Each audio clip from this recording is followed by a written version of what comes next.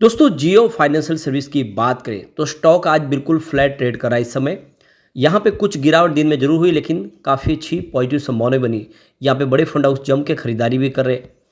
जियो financial को लेकर कुछ अपडेट है जिसको इस वीडियो के माध्यम से डिस्कस करेंगे। आज रिलायंस इंडस्ट्रीज की बोर्ड मीटिंग होने जा रही है जिसमें कुछ बड़े फैसले लिए जाएंगे।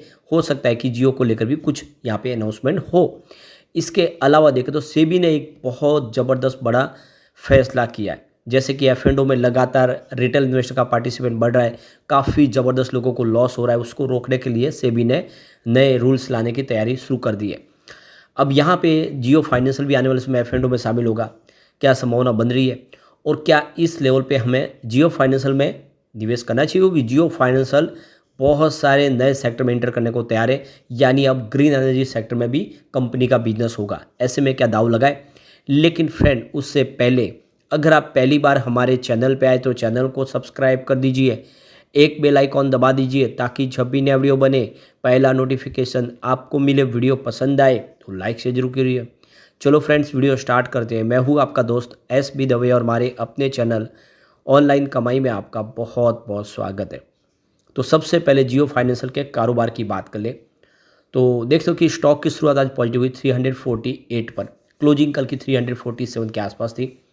इंट्राडे में 345 का लो बना, यानी कुछ समय के लिए स्टॉक आपको गिरावट की चपेट में जाता हुआ दिखाई देगा, लेकिन निचले लेवल से काफ़ी जम के खरीदारी शुरू हुई और इसने 350 का इंट्राडे का हाई बना दिया।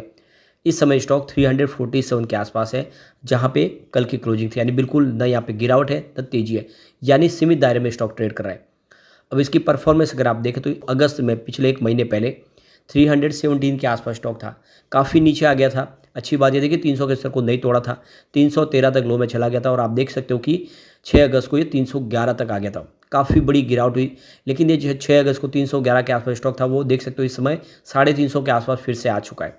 तो काफ़ी बेहतर प्रदर्शन किया। बीच में हमने काफ़ी ज़्यादा अप डाउन देखी। वैसे तो 30 अगस्त को भी इसकी प्राइस 321 के आसपास थी, यानी आप देख सको कि काफ़ी नीचे प्राइस फिर आई थी 30 अगस्त को, लेकिन उसके बाद में पिछले 2 ट्रेडिंग सेशन में जो ज़बरदस्त तेज़ी बनी, जो स्टॉक 321 के आसपास था वो 355 तक चला गया 3 सितंबर को। और 4 सितंबर यानी कल की बात कर ले तो देख सकते हो कि कल जो थोड़ी सी क्लोजिंग आप देखें तो दबाव में देखने को जरूर मिली। आज लेकिन वो गिरावट थमती हुई दिखाई दे रही है और यहाँ से एक अच्छी संभावना पॉजिटिव बन रही है। और इसके पीछे सबसे बड़ी वजह जियो फाइनेंशियल का बिजनेस प्लान। यहाँ पे जियो फाइनेंशियल ने एक बड़ा फैसला और किया है। कंपनी अब सोलर सेक्टर के लिए भी अपनी तरफ से लीजिंग बिजनेस शुरू करने जा रही है और साथ में IT इक्विपमेंट के ऊपर भी, यानी कंपनी सोलर पैनल्स लीज पे देगी। जैसे कि अब आपको पता ही होगा कंपनी ने लीज के बिजनेस को अपना मुख्य बिजनेस बना लिया है। अलग अलग बहुत सारे इक्विपमेंट है वो लीज पे दिए जा रहे हैं, यानी हर मंथ रेंट कंपनी को मिलता है इससे। अब सोलर पैनल्स, बहुत सारी कंपनियां जो सोलर पैनल नहीं खरीदना चाहती उनको लीज पे देगी, तो लीज का सेगमेंट में अब ग्रीन एनर्जी का बिजनेस भी इंटर हो चुका है। तो कंपनी का DAS मॉडल के तहत अब देख सकते हो कि ये जो नए ज़माने का बिजनेस है सोलर बिजनेस, इस ग्रीन एनर्जी के बिजनेस में अब कंपनी एंट्री कर चुकी है, जिससे आने वाले समय इनके लिए ये जो बिजनेस है गेम चेंजर साबित हो सकता है। साथ में कंपनी ने एक बड़ा फैसला और किया है, IT के जो इक्विपमेंट है वो भी कंपनी लीज पे देगी, यानी कंपनी टेलीकॉम इक्विपमेंट तो पहले से लीज पे दे ही रही है। इसके अलावा जो शिप जैसे बड़े प्रोडक्ट है वो भी लीज पे दे रहे हैं। अब IT प्रोडक्ट भी होंगे जो लीज पे कंपनी देगी और साथ में सोलर पैनल्स भी लीज पे देगी। ये जो सारे बिजनेस है ये आने वाले समय में जियो फाइनेंशियल को बहुत ऊंचाइयों पे लेके जा सकते हैं। और साथ में कंपनी होम लोन्स के बिजनेस में भी इंटर करने जा रही है, जो आने वाले समय में दूसरी बहुत बड़ी बड़ी कंपनियों को पछाड़ के अपनी पोजीशन को नंबर 1 बना सकते हैं। और लोन्स अगेन म्यूचुअल फंड का बिजनेस भी कंपनी करने जा रही है और साथ में बैंकिंग सेवाएं शुरू कर चुकी है। आप एक ऐप के माध्यम से सारी बैंकिंग सेवाओं का लाभ ले सकते हैं जियो फाइनेंशियल के माध्यम से। ये सारी बातें साबित कर रही है कि जियो फाइनेंशियल एक बड़े प्लान के साथ आगे बढ़ने को तैयार हो चुका है। तो फिलहाल जियो फाइनेंशियल अलग अलग जो सेगमेंट में काम करे उसमें देखें तो lending and leasing business, Jio finance service offer vendor financing and plan to enter home loans, loan against property and loan against mutual funds. इसके अलावा आप देखें तो जियो पेमेंट फाइनेंशियल सर्विस जो पेमेंट कैटेगरी में सारी सेवाएं दे रही है। इसके अलावा protection, Jio financial service operation in protection category, और इसके अलावा investment, Jio financial service operate in investment category. तो इस तरह से अलग अलग इनका पोर्टफोलियो है। डाइवर्सिफाइड पोर्टफोलियो के साथ कंपनी आगे बढ़ रही है और आने वाले समय हम देख रहे हैं कि इसके लिए काफ़ी ज़्यादा संभावना पॉजिटिव बनी हुई है। वैसे एक और यहाँ पे शेयर है जो धमाल कर रहा है और वो है रामा स्टील ट्यूब, और इसके पीछे सबसे बड़ी वजह है कि कंपनी अब यहाँ पे डिफेंस सेक्टर में एंट्री कर चुकी है और उसने नई कंपनी का गठन किया। साथ में कंपनी ग्रीन एनर्जी सेक्टर में भी एंट्री कर चुकी है और इसके लिए इन्होंने यहाँ पे देखो कि एक नया कोलैबोरेशन किया जिसके माध्यम से ग्रीन एनर्जी सेक्टर में अब कंपनी सेवाएं देगी और लगातार बोनस देती है कंपनी। 2023 में कंपनी ने बोनस दिया, 2024 में बोनस दिया, तो बहुत ही बेहतर ये छोटा सा जो स्टॉक है धमाका कर सकता है। अगर आपको उसके बारे में सारी जानकारी चाहिए तो ऑलरेडी इससे पहले हमारा वीडियो बन चुका है, रामा स्टील का जाके वीडियो आपको जरूर देखना चाहिए। यह एक फ्यूचर का मल्टी बैगर दिख रहा है इस समय, जिसकी प्राइस 12-13 रुपये के आसपास है। अब यहाँ पे रिलायंस की आज बोर्ड मीटिंग होने जा रही है। इसमें जो बोनस का ऐलान किया है, रिलायंस इंडस्ट्रीज ने अपने एक शेयर के ऊपर एक शेयर बोनस का ऐलान किया है, उसके लिए आप देख सकते हो कि आज बोर्ड मीटिंग होगी जिसमें इसके ऊपर आप देख सकते हो कि रिकॉर्ड डेट वगैरह फिक्स हो जाएगी और इसमें शेयर होल्डर की रजामंदी ले ली जाएगी। तो देख सकते हो कि इससे पहले जियो फाइनेंशियल के माध्यम से इनको एक रिलायंस इंडस्ट्रीज के शेयर होल्डर को एक शेयर मिला था, अब ये कंपनी फिर से एक के ऊपर एक बोनस शेयर देने जा रही है, तो काफ़ी बड़ा मौका है। इसमें जियो फाइनेंशियल को लेकर भी कुछ ऐलान हो सकते हैं जिसके लिए इस मीटिंग का हमें इंतजार करना होगा।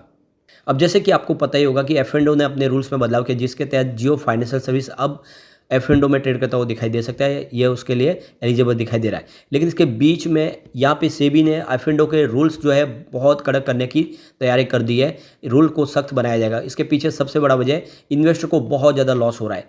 पिछले 2-3-4 सालों में रिटेल इन्वेस्टर बहुत ज़्यादा एक्टिव हो चुके हैं F&O में और वो लगातार लॉस कर रहे हैं। हर साल कम से कम 50,000 करोड़ का लॉस रिटेल इन्वेस्टर का हो रहा है। उनके पास उतना अनुभव नहीं है जिसकी वजह से जो फ़ायदा उठाने वाले 2-4 लोग हैं और बाकी सारे रिटेल इन्वेस्टर फंस रहे हैं और वो मोटे प्रॉफिट के चक्कर में इसमें फंस जाते हैं। उनको लगता है कि F&O में वो रातों रात अमीर बन जाएंगे, लेकिन होता है उसका उलट है। उनकी सारी की सारी जो पूंजी है वो खत्म हो जाती है। रिटेल इन्वेस्टर को कभी भी अच्छे स्टॉक देख के उसमें निवेश करना चाहिए, जैसे बैंक में FD करते हैं वैसे जियो फाइनेंशियल जैसे शेयरों में निवेश करके रखना चाहिए, तो उनको आने वाले समय उसको अच्छा रिटर्न मिल सकता है। F&O रिटेल इन्वेस्टर के लिए बिल्कुल ठीक नहीं है क्योंकि उनको उसका नॉलेज नहीं है।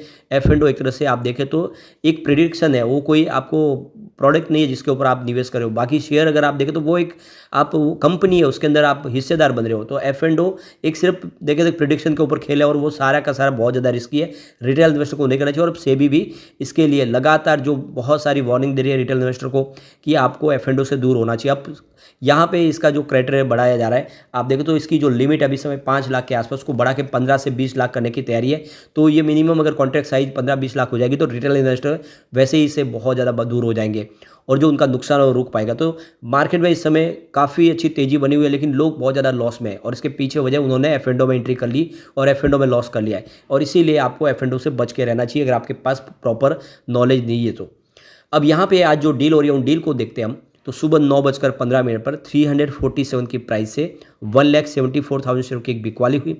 उसके बाद 9:21 पर 349 की प्राइस से 1,23,000 शेयर की खरीदारी हुई और फिर 9:22 पर 349 की प्राइस से 1 लाख शेयरों की खरीदारी और हुई। फिर 9:45 पर 348 की प्राइस से 1,04,000 शेयरों की खरीदारी और हुई। तो 12:03 पर 349 की प्राइस से 1,05,000 शेयरों की एक खरीदारी और हुई और फिर 12:11 पर 349 की प्राइस से 1,81,000 शेयरों की एक शानदार खरीदारी हुई। तो 2:02 पर एक 346 की प्राइस से 1,28,000 शेयरों की बिकवाली हुई। तो ये क्लियरली आप देख सकते हो कि बिकवाली बहुत कम है, खरीदारी की ही डील हो रही है, इस मौके का फ़ायदा उठाया जा रहा है। ऐसे में आपके लिए भी एक तरह से देखिए अच्छा बॉटम बन चुका है। पिछले 2-3 ट्रेडिंग से 350 का दिन में हाई बन रहा है, यानी एक तरह से यहाँ पे सपोर्ट लेने की कोशिश कर रहा है। निवेश करना चाहिए आने वाले समय में। जियो फाइनेंशियल आपको मालामाल कर सकता है, इसके अंदर वो सारा पोटेंशियल है। लेकिन फ्रेंड, कोई भी इन्वेस्टमेंट करने से पहले अपने फाइनेंशियल एडवाइजर्स बड़े ले ले या अपना खुद का रिसर्च करें, क्योंकि मैंने वीडियो आपके एजुकेशनल पर्पज़ के लिए ही बनाए। वीडियो पसंद आए तो लाइक से जरूर कीजिए और चैनल को सब्सक्राइब कर दीजिए। Thank you friends.